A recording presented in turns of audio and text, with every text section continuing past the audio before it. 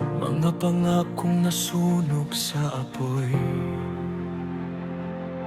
mga bakas ng dugo sa pader ng lungsod. Katotohanang pilit nagtatago, mga sugat ng kahapon bumabalik, mga aninong ayaw maglaho. Sa bawat hakbang na tinatahak namin, may panganib na naghihintay.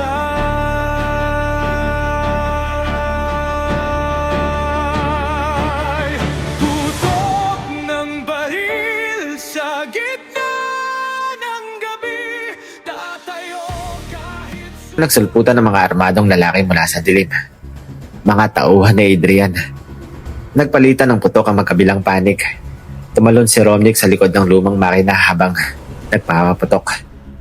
Ambush to! Sumagot si Miller habang tinamaan ng dalawang kalaban. Hindi sila bastang tauhan lang. Mabilis at malakas ang galaw ng mga ito. Halatang dumaan din sa training. Habang nagpapaputok si Romnick, may isang kalaban na lumapit sa likod niya. Hindi niya napansin, pero nakita iyon ni Miller. Romnick! Bigla siyang tumakbo. Tinulak si Romnick papalayo. Tumama ang bala. Napahinto ang mundo ni Romnick. Si Miller ang tinamaan. Pumagsak si Miller sa sahig. Miller! Sigaw ni Romnick. Galit na galit siya nagpaputok hanggang umatras sa mga kalaban. Samantala, si Adrian ay nakangiti mula sa itaas. Magaling pa rin, Santiago. Pagkatapos ay tumalikod siya. Magkikita pa rin tayo. At tumalon siya palabas ng bintana. Nakatakas ulit. Pero wala nang pakialam si Romnick doon. Lumuhod siya sa tabi ni Miller. May dugo sa balikat ng sundalo. Stay with me, sabi ni Romnick habang pinipigilan ng dugo. Bahagyang ngumiti si Miller kahit mahirap huminga. Sabi ko naman, kaskas lang. Mahimik ka, sagot ni Romnick. Sa unang pagkakataon, ramdam niya ang takot. Takot na mawala ang lalaking ito. Hindi ka mamamatay dito, mahina niyang sabi. Tumingin sa kanya si Miller at sa sandaling iyon, pareho nilang naramdaman na ang laban na ito ay hindi lamang tungkol sa kaso. Ito ay tungkol na rin sa isa't isa.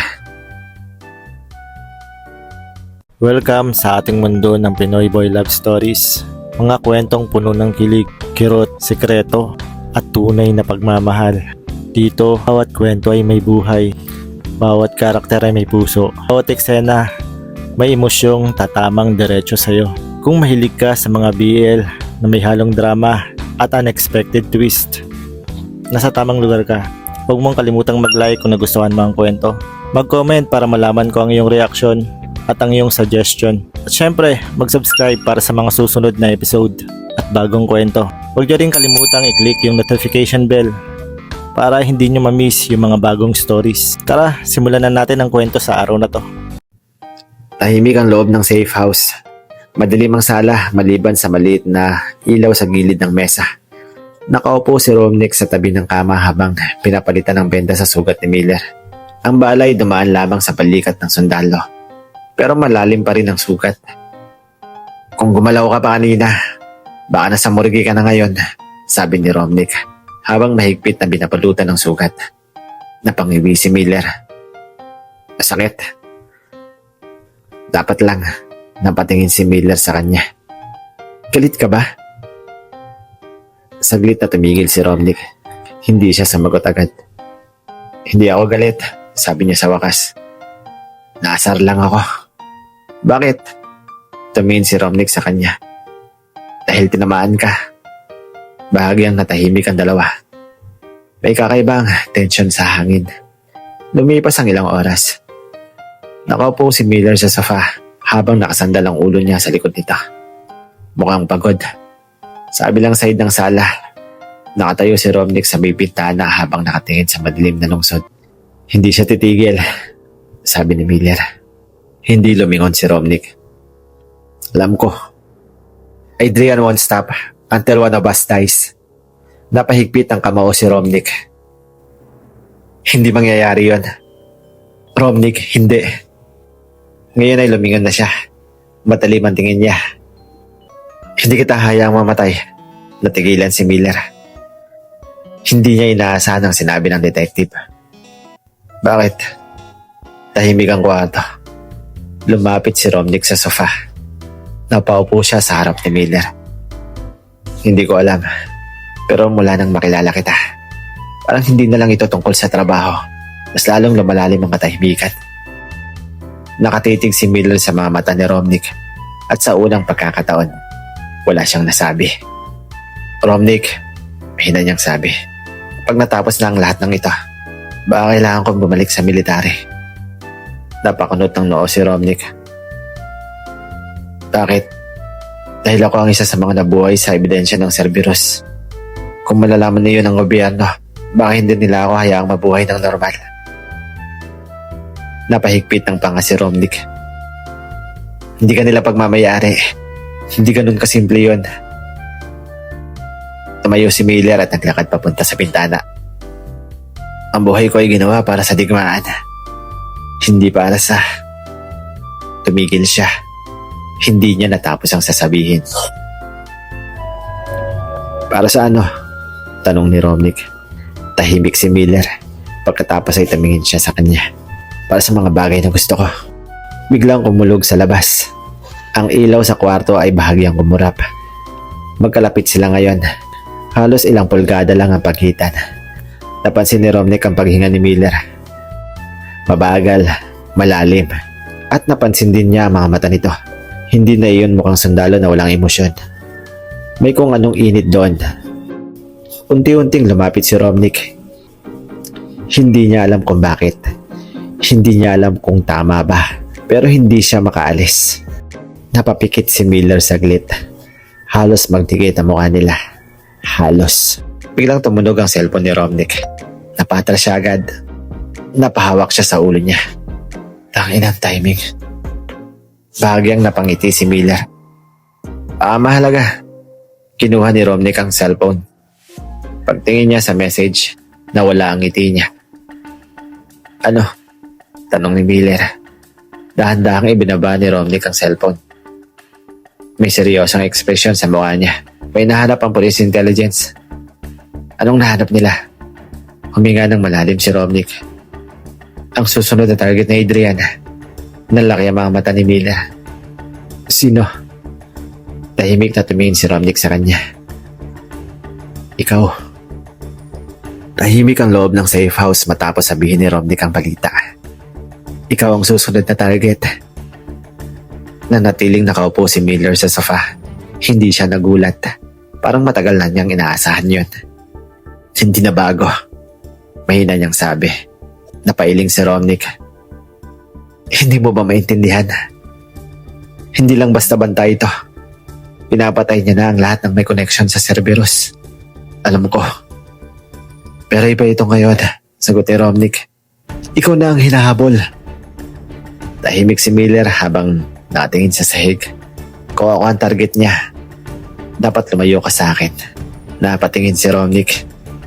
Ano? Kapag malapit ka sa akin, mapapahama ka lang. Biglang tumayo si Romnick. Hindi ako ganun kadaling umatras. Lumapit siya kay Miller. At hindi kita iiwan. Sa kabilang bahagi ng kalye, may isang itim na van na nakaparada sa dilim. Sa loob nito nakaupo si Adrian. Tahimik siyang nakatingin sa gusali. May hawak siyang maliit na remote device. Ngumisi siya. Handa ka na ba? Santiago. Pinindot niya ang button. Sa loob ng safe house, biglang sumabog ang bintana. Nagkalat ang mga salamin sa sahig. Yuko! Sigaw ni Miller habang tinulak si Romnick sa sahig. Sunod-sunod na putok ang pumasok mula sa labas. Adrian! Bulong ni Miller. Mabilis lang nagtago sa likod ng pader. May mga armadong lalaking pumasok sa gusali. Hindi sila titigil na makuha ka, sabi ni Romnick habang naglalagay ng bala sa baril. Pues, hindi ito magiging madali para sa kanila, sagot ni Miller. Lumabas sila sa likod ng gusali. Tumakbo siya sa madilim na eskinita habang hinahabol ang tauhan ni Adrian. May bala na tumama sa pader sa tabi niya. "Bilis!" sigaw ni Romnick. Sumakay sila sa kotse ni Romnick. Mabilis niyang pinaandar ang makina. Humarurot ang sasakyan sa kalsada habang hinahabol ng dalawang itim na SUV. "Hindi sila bibitaw," sabi ni Miller habang nagpapaputok sa bintana ng kotse. "Good thing I like challenges," sagot ni Romnick. Mabilis siyang lumiko sa makitid na kalye ng lungsod. Pagkatapos ng ilang minuto ng kapulan, napilitan silang huminto sa isang lumang tulay. Humarang ang van ni Adrian sa harap nila. Lumabas si Adrian mula sa sasakyan. Tahimik. Umiti siya kay Miller. "Wish mo ba ako?" Lumabas si Miller sa kotse. "Tapusin na natin to." Nagkatinginan ng dalawang sundalo. May galit, may sakit, at may kasaysayan. "Alam mo kung bakit ginagawa ito?" tanong ni Adrian. "Dahil baliw ka na," sagot ni Miller.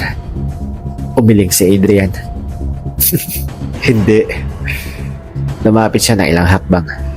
"Dahil ikaw ang dahilan kung bakit ako naging ganito." Tahimik si Miller.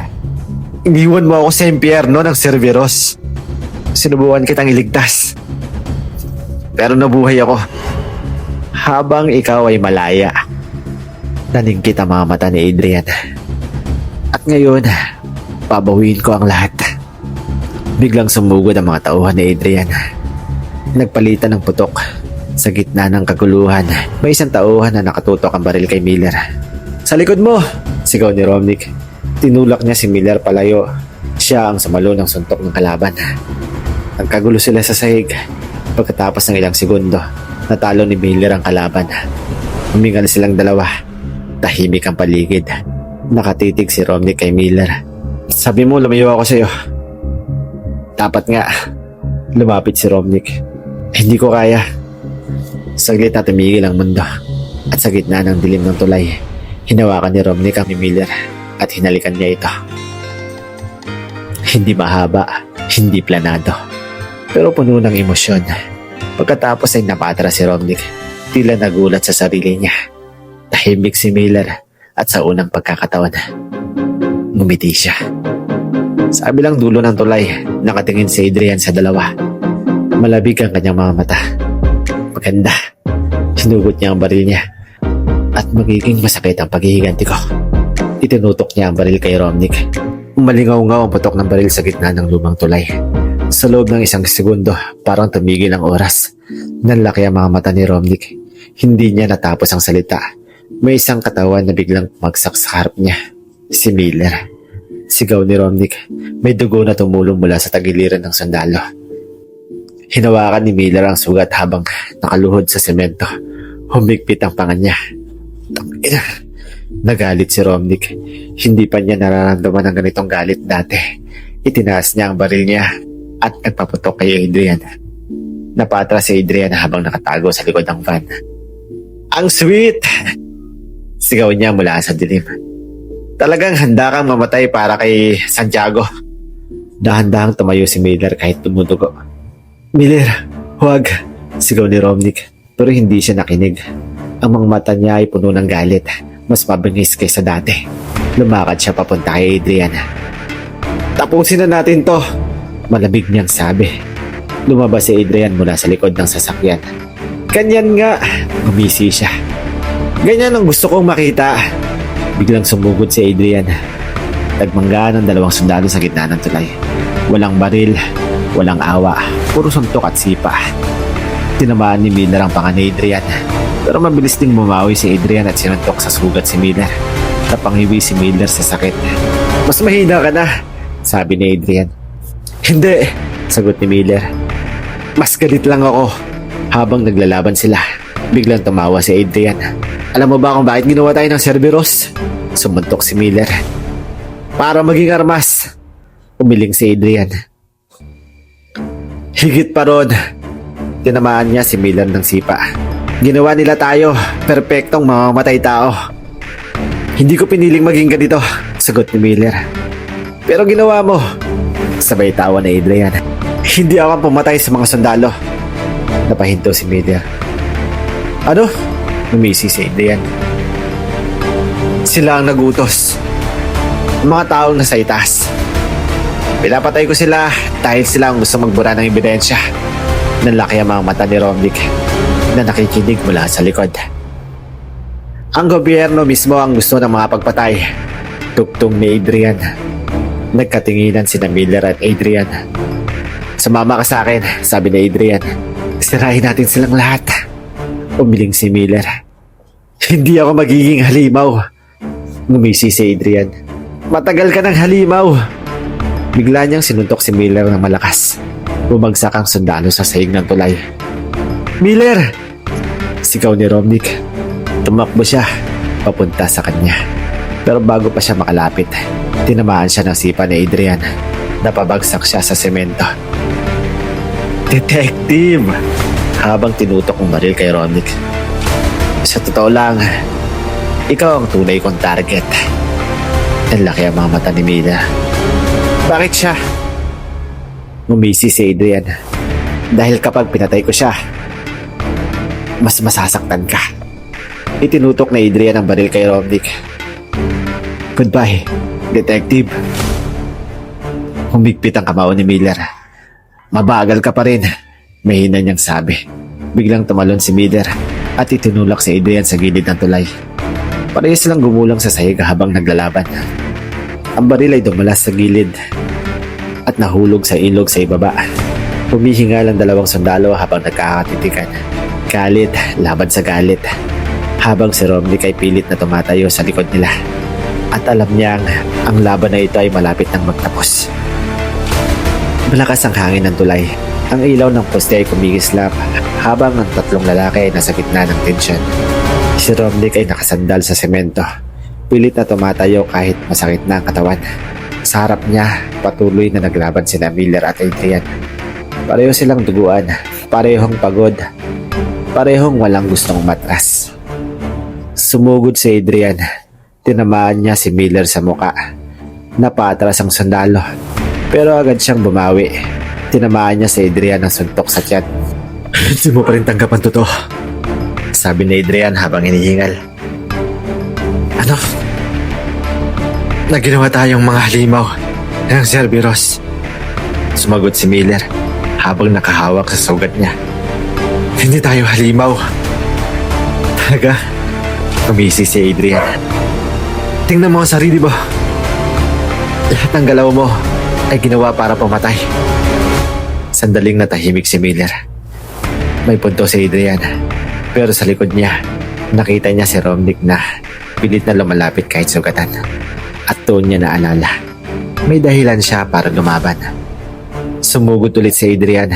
Pero sa pagkakataong ito, mas mabilis na si Miller. Iniwasan niya ang suntok at tinamaan si Adrian sa panga. Nabagsak si Adrian sa sahig ng tulay. Humihingal siya habang nakahiga. Lumapit si Miller. Puno ng galit ang kanyang mga mata. Pero nang itaas niya ang kamao niya para sa huling suntok. Bigla siyang tumigil. Tapos na ito, Adrian. Tumawa si Adrian kahit tuguan. Hindi mo kaya. Hindi mo kayang pumatay ng kapatid. Tahimik si Miller. At totoo yun. Biglang nagsalita si Adrian habang nakahiga. Akala mo ba ako lang ang kalaban mo? Naningkit ang mga mata ni Miller. Anong ibig mong sabihin? Ngumiti si Adrian. Ang mga pagpatay, hindi lang paghihigante. Tinanggal ko ang mga ebidensya para sa kanila. Ano?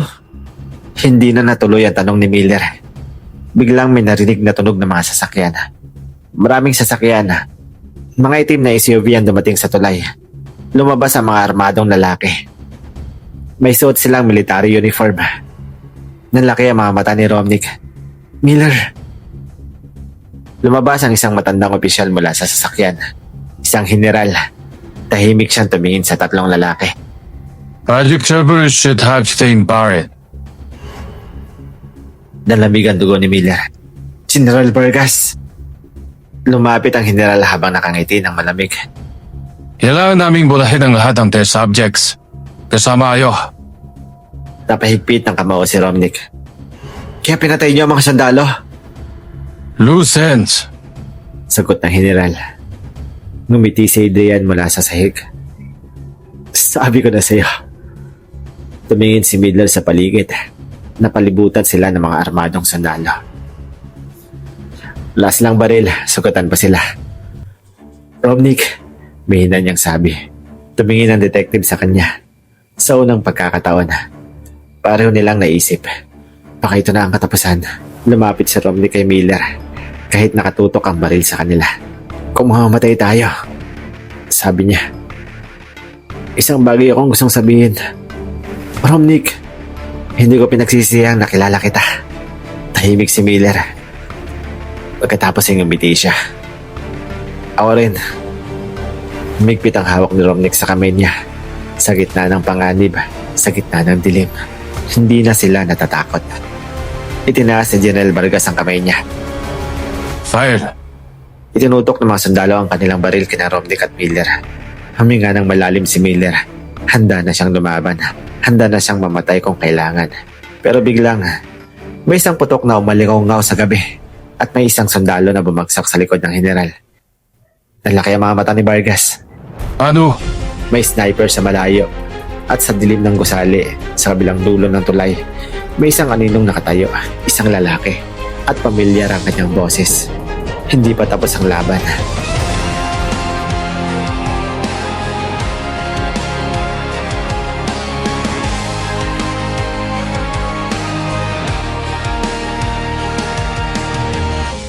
Umulan ng bala sa tahimik na gabi. Mga pangakong nasunog sa apoy. Mga bakas ng dugo sa pader ng lungsod. Katotohanang pilit nagtatago. Mga sugat ng kahapon bumabalik. Mga aninong ayaw maglaho. Sa bawat hakbang na tinatahak namin, may panganib na naghihintay. Putok ng baril sa gitna ng gabi. Tatayo kahit sugatan ang sarili. Kung ang mundo'y maging laban ng buhay, hindi kami urong sa digmaan. Mga lihim na pilit binubura. Mga pangakong hindi na mabawi. Kahit ang nakaraan ay bumalik muli, hindi kami bibitaw sa laban na ito.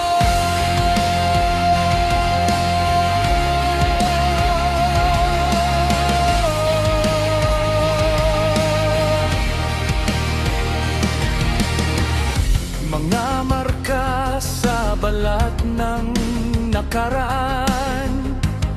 Mga pangalang pilit binubura. Kaibigan noon, kalaban ngayon. Galit na matagal ng kinikimkim. Mga alaala na ayaw mamatay. Mga kasalanang hindi matakasan. Sa bawat putok